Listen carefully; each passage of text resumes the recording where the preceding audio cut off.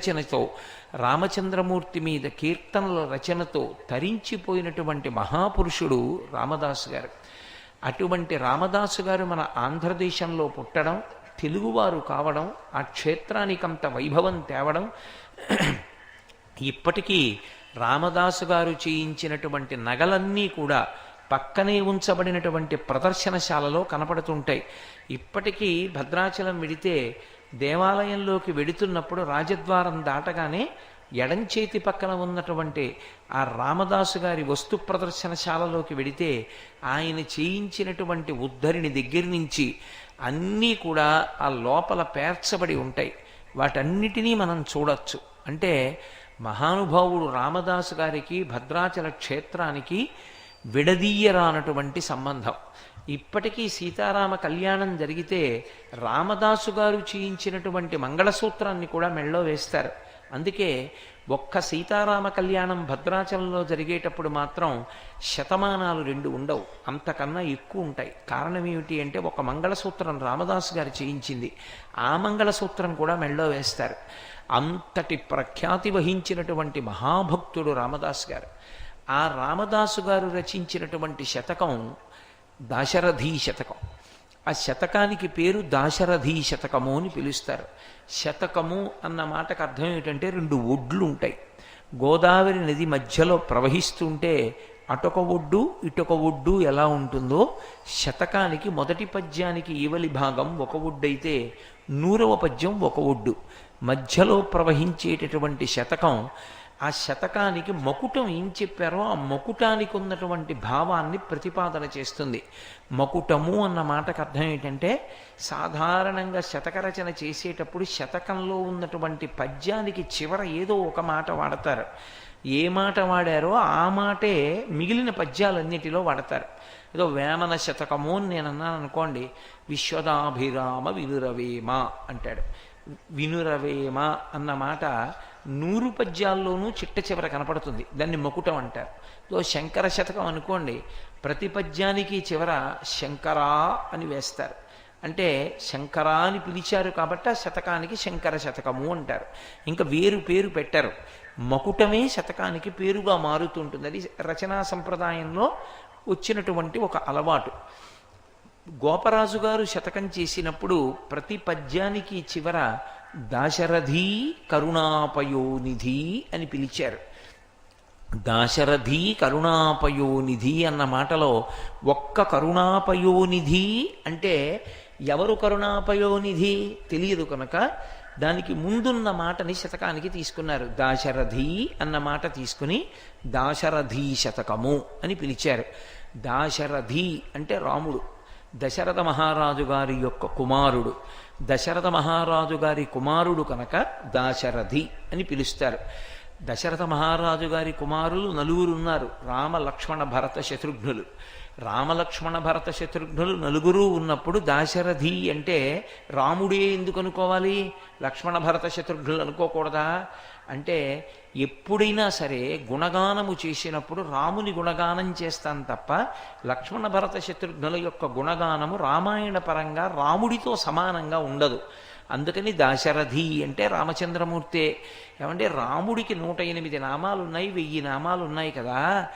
లోకంలో భగవంతుని యొక్క నామాలన్నిటిలోకి అత్యంత శ్రేష్టమైన నామం ఏది అంటే ఒక్క రామనామమే. రామనామము కన్న గొప్ప నామము ఇలయందు ఇక లేదు. అదే అంత గొప్ప నామము. అటువంటి నామమైనప్పుడు అది అందరూ పలకాలనే వశిష్ఠ మహర్షి రామ అని తేలికగా ఒత్తులు లేకుండా పెట్టారు. అటువంటి నామం ఉండగా ఆ నామం వదిలిపెట్టేసి శ్రీరామ శతకము అనకూడదా? వదిలిపెట్టి దాశరథీ శతకము అని దాశరథీ కరుణాపయోనిధి అని ఎందుకు అనాలి? కరుణ అంటే దయ, పయోనిధి అంటే సముద్రం.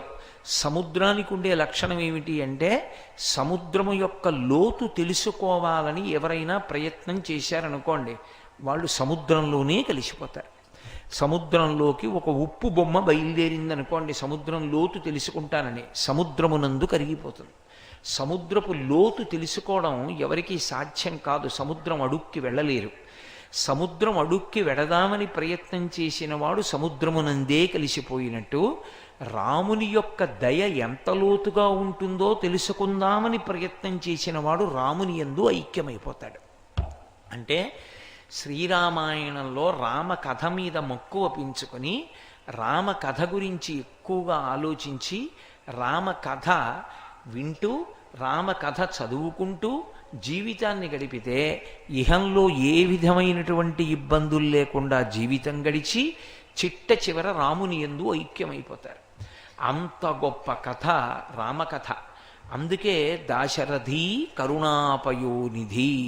ఆయన దయకి ఎల్ల చెప్పడం చాలా కష్టం. రాముడి దయ ఇంత ఉంటుందండి అని చెప్పగలిగిన వాడెవ్వరూ లేడు.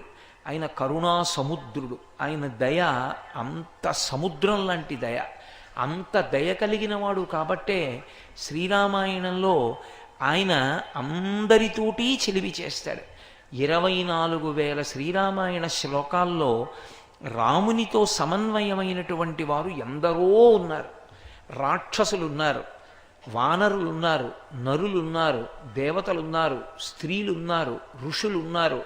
ఇంతమంది ఉన్న రామచంద్రమూర్తి మాత్రం తన జీవితం మొత్తం మీద ఎప్పుడూ ఎవ్వరినీ ఉద్దేశించి వీడు పనికి మాలినవాడు, వీడు నా పక్కన ఉండడానికి అనర్హుడన్న మాట అనలేదు. ఆయన అందరినీ తనతో కలుపుకుని తీసుకెళ్ళాడు. పైగా రాముడికి ఒక లక్షణం ఉంటుంది. రాముడితో ఎవరు కలిసి ఉంటారో వాడు బ్రతుకుతాడు, ఎవరు రాముడి నుంచి దూరం అవుతాడో వాడు మరణిస్తాడు.